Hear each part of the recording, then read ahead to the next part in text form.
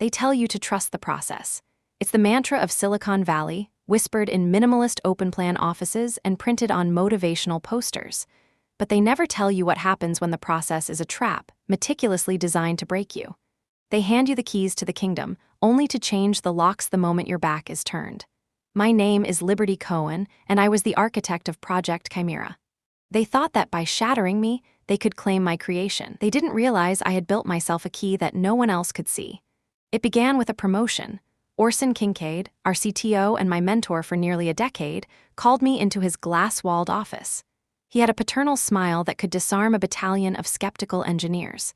He was the one who saw my potential when I was just a junior coder, the one who championed my radical ideas. "Liberty," he'd said, his voice warm with pride, "Chimera is your baby. It's time for you to lead it across the finish line. You're the new project lead." For a moment, the world felt perfect. Project Chimera wasn't just code, it was a revolutionary AI platform, an elegant digital mind I had designed from the ground up. It was my soul rendered in algorithms. Then came the caveat. A young, charismatic product manager named Lucian Prentice was being assigned to my team. "He'll handle the business side, the stakeholders," Orson explained smoothly. "You just focus on the tech." I felt a knot tighten in my stomach. I had seen Lucian in meetings. He spoke in perfectly crafted buzzwords and had a handshake that felt more like a data transfer. He knew how to sell a vision, but I doubted he could write a single line of the code that built it. Still, I trusted Orson. I trusted the process. That trust was my first mistake. My leadership began on what I would later learn is called a glass cliff. I had the title, the authority, but the ground beneath me was designed to shatter. My budget was quietly trimmed. 2 of my best senior engineers were suddenly urgently needed on a legacy project. Lucian, with a charming smile, began setting impossible deadlines, framing them as exciting challenges. "Imagine the look on the board's faces when we deliver a month early," he'd say in our stand-ups. I saw the strained faces of my dwindling team and knew we were being set up. I worked 18-hour days, fueled by caffeine and sheer will, patching the holes, writing code myself, pulling my team forward through sheer force of personality. I was determined not to fail. Not on Orson's watch, not on my project. The crash happened on a Thursday, the day before the final internal demo. A catastrophic failure in the core system. It wasn't my code. It was a third-party module Lucian had insisted we integrate, one he'd personally vetted. "It will fast-track our market analytics," he had argued. Now it was a virus corrupting everything. The platform, my beautiful, intricate creation, was a digital corpse. The next morning, Orson called an emergency all-hands meeting. The air in the main hall was thick with tension. I stood near the front, ready to explain the situation, to propose a recovery plan. But Orson didn't look at me. He looked out at the 200 faces of Aperture Dynamics, his own face a mask of profound disappointment. He spoke of accountability, of leadership, of the trust the company places in its project leads. He never said my name, but every word was a stone hurled at me. Then he gave the floor to Lucian. Lucian, looking fresh in a crisp shirt, stepped up to the podium. He announced that he and a small, dedicated team had worked through the night. With a click of his remote, the main screen lit up. There it was, Chimera. Stable, running, perfect. A wave of applause filled the room. I just stood there, frozen in disbelief. That was my recovery architecture, my contingency code he was demonstrating. He must have accessed my private repository.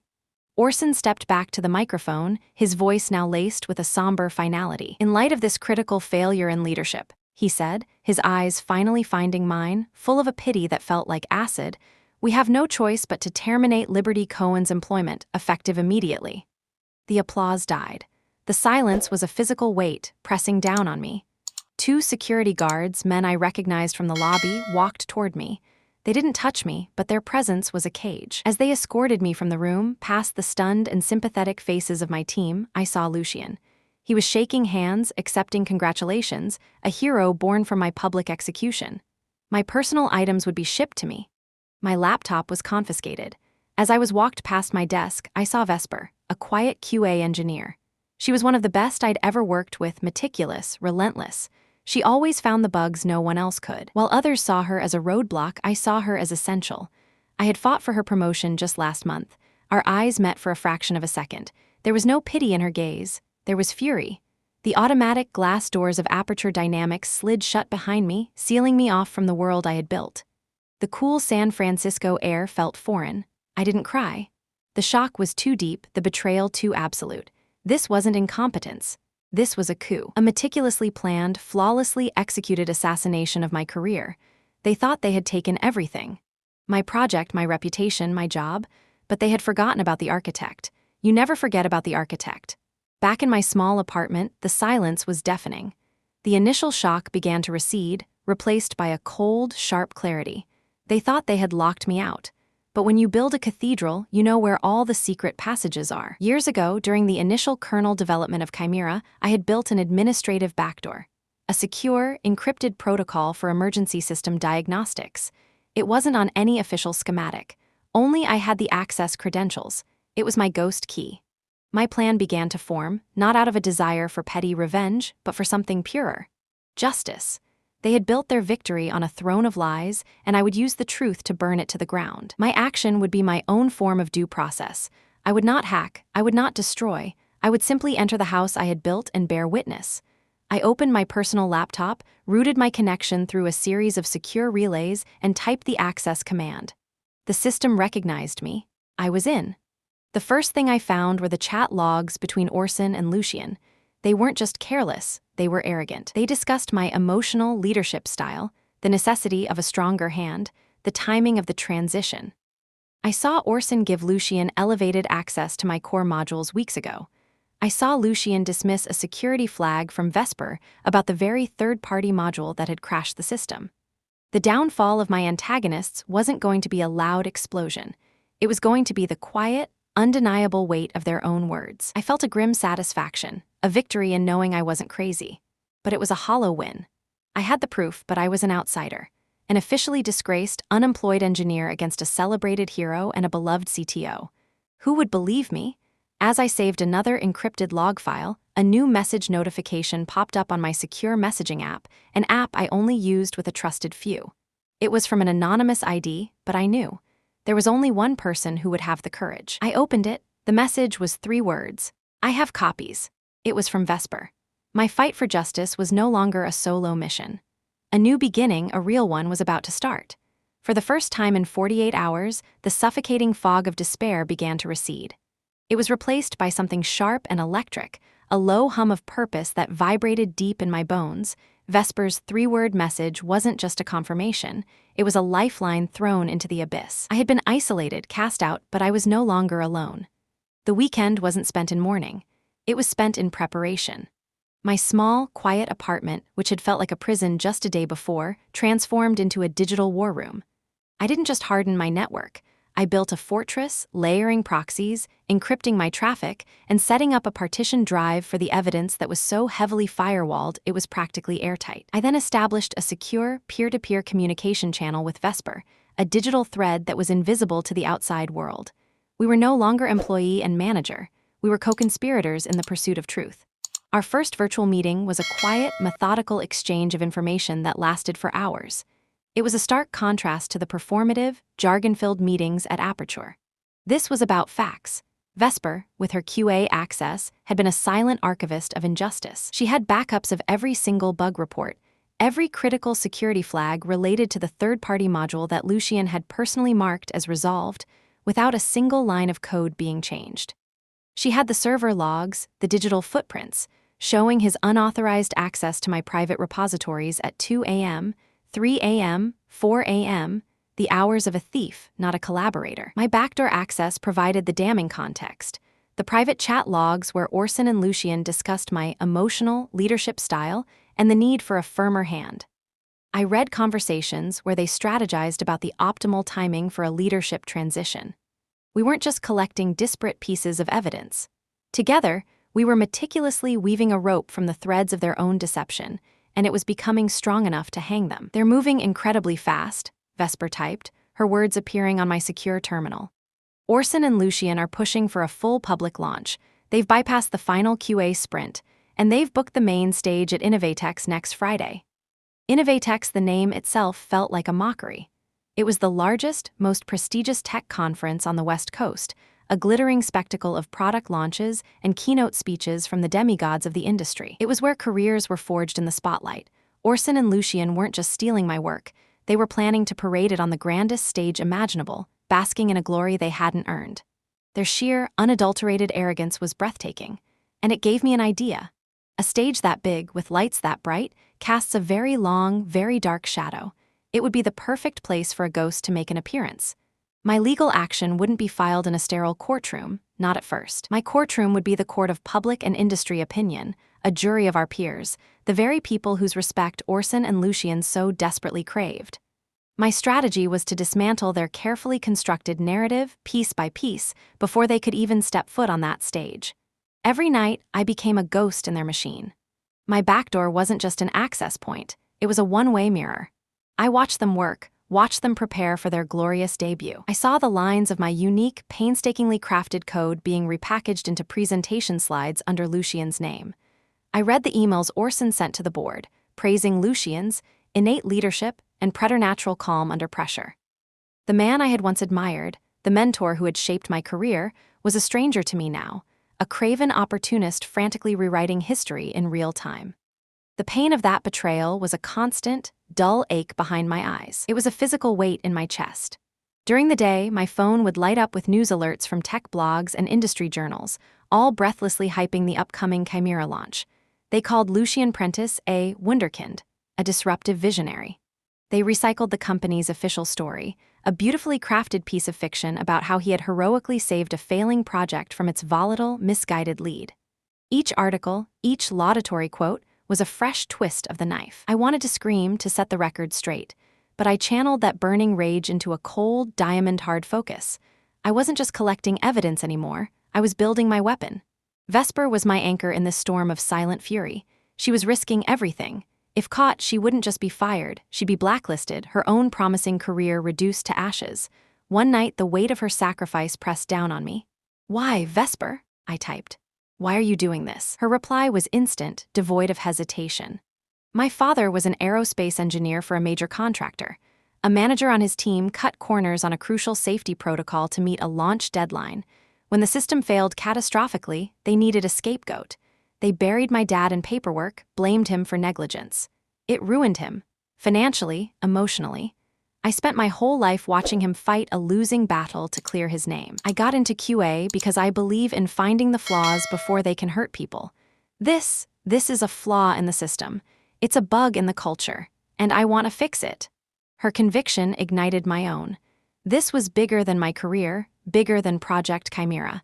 It was about the fundamental integrity of the work we do. It was for every quiet, diligent engineer like Vesper, the true guardians of quality and stability, who are so often overlooked and undervalued in favor of the charismatic frontmen like Lucian. Our plan was audacious, and its beauty lay in its precision. Destroying Chimera from within would have been easy from my position. A few lines of code, and I could have wiped the servers, bricked the entire platform. But that would have been a senseless, childish act of vandalism. It would punish the company, the investors, and the future users who could genuinely benefit from the technology. It would also be a betrayal of my own creation. No, I wasn't going to be a saboteur. I was going to be a surgeon. I was going to excise the cancer without killing the patient. I began crafting a digital Trojan horse. It was a small, elegant piece of code, a masterpiece of stealth and efficiency. It was designed to look like a standard diagnostic packet, the kind of thing that runs in the background of any system. But inside its encrypted shell, it contained everything. The chat logs between Orson and Lucian, the server access records showing his digital trespassing, Vesper's ignored bug reports complete with their original timestamps, and the crown jewel, screen capture videos of Lucian copying entire directories from my private repository into his own. All of it cryptographically signed and verified, irrefutable. The delivery mechanism had to be perfect, a key fitting into a lock only I knew existed. I knew every line of Chimera, every API call, every quirk of the system.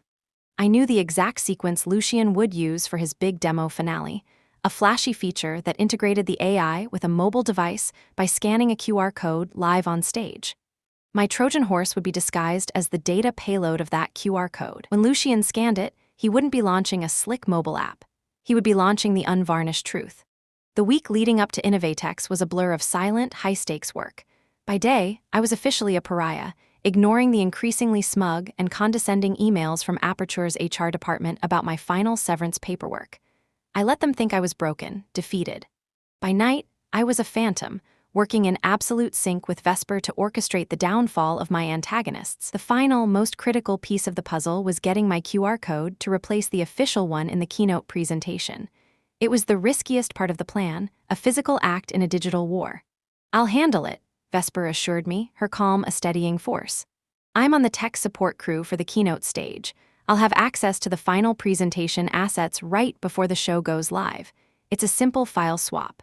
In the chaos of the pre-show setup, no one will ever notice." On Thursday night, the eve of the conference, I finished the Trojan horse. I encrypted it one final time, uploaded it to a secure, anonymous server, and linked its payload to the QR code image. Everything was in place. As I powered down my system, a wave of profound exhaustion and gut-wrenching anxiety washed over me. The what-ifs were a deafening chorus in my head. What if we failed? What if Vesper got caught?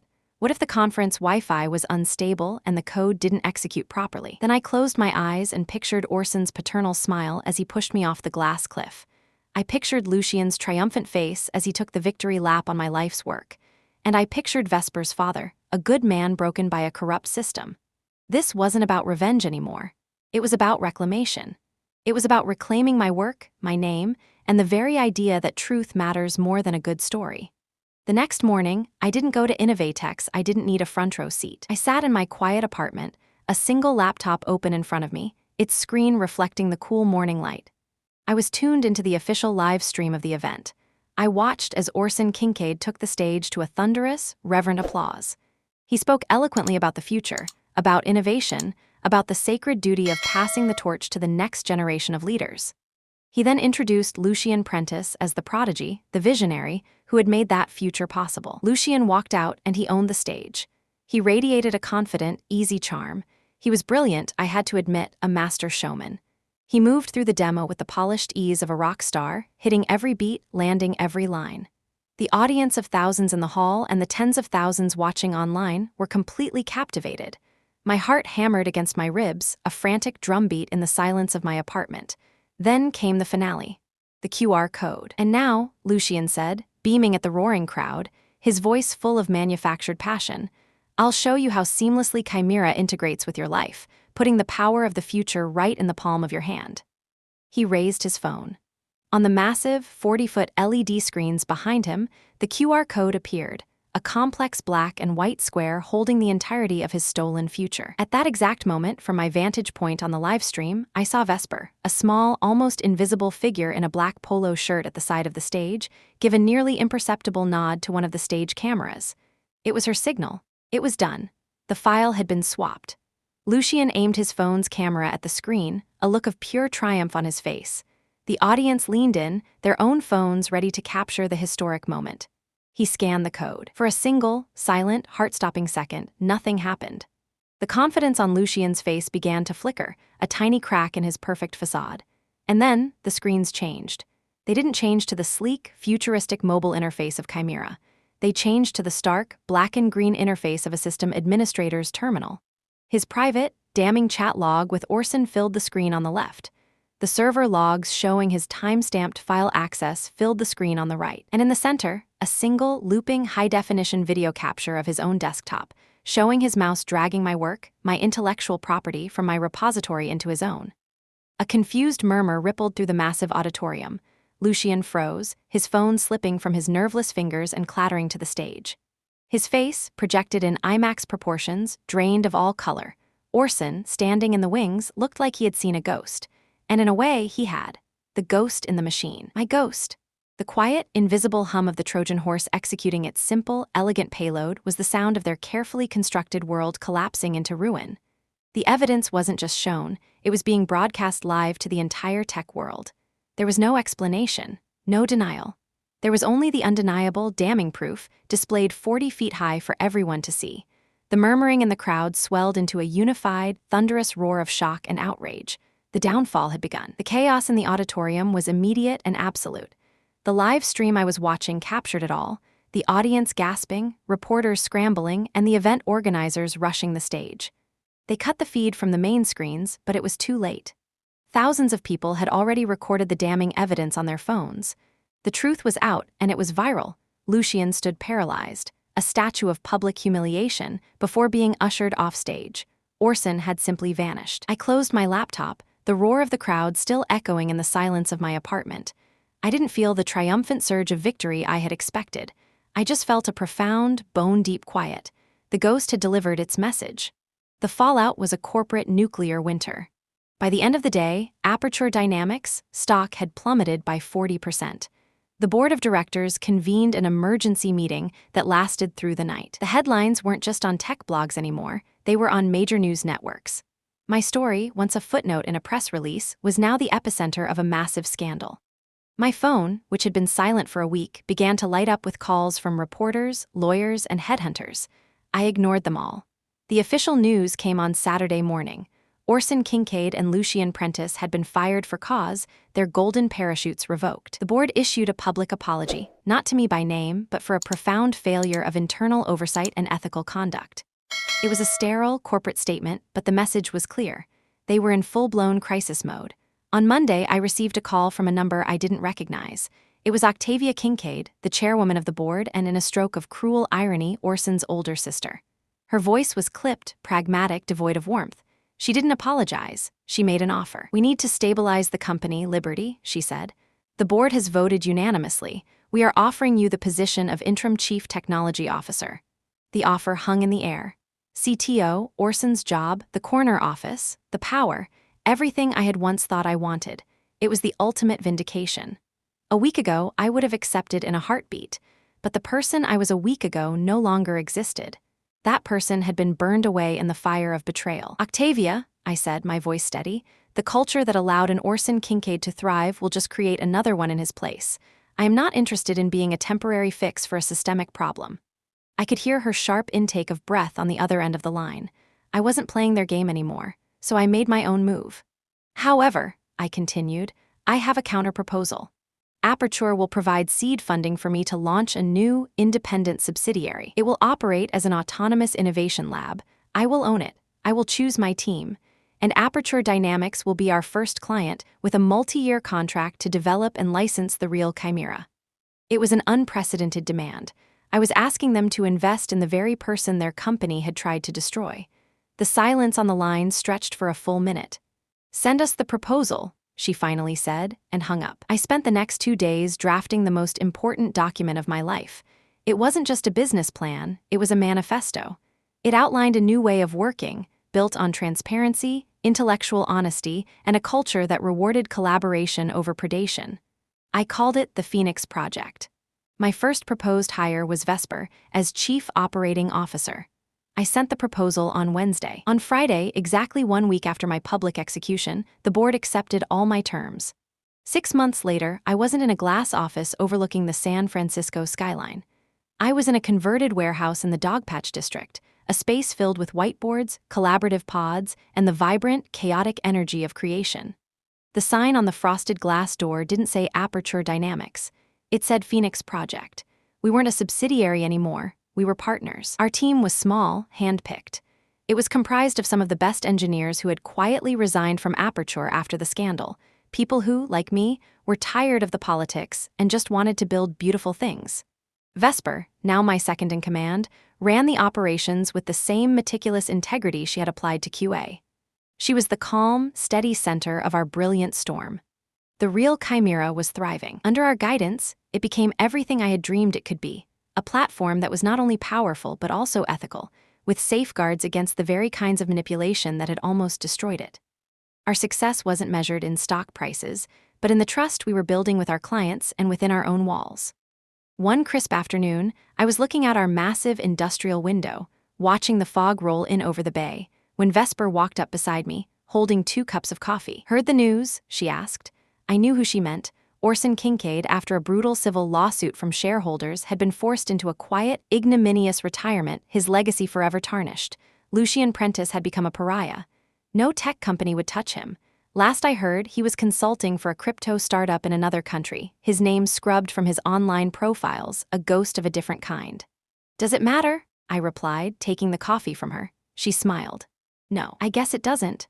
The feeling wasn't satisfaction, not in a vengeful way, it was just closure. Their story was over. Mine was just beginning. I had learned the hardest lesson of my life. Success isn't about climbing a ladder someone else has built. It's about having the courage to build your own, even if you have to start in the ashes. They had tried to push me off a glass cliff, hoping I would shatter into a million pieces. But they didn't know that sometimes, all a phoenix needs is that final, violent push. It's what forces you to finally spread your wings and learn to fly from the heart of the fire. My story isn't about revenge. It's about resurrection. It's for anyone who has ever been underestimated, sidelined, or had their voice silenced. What happened to you? What moment of crisis became your catalyst for reinvention? Share your story below. Let's talk about the fires we've all walked through and the wings we grew on the other side.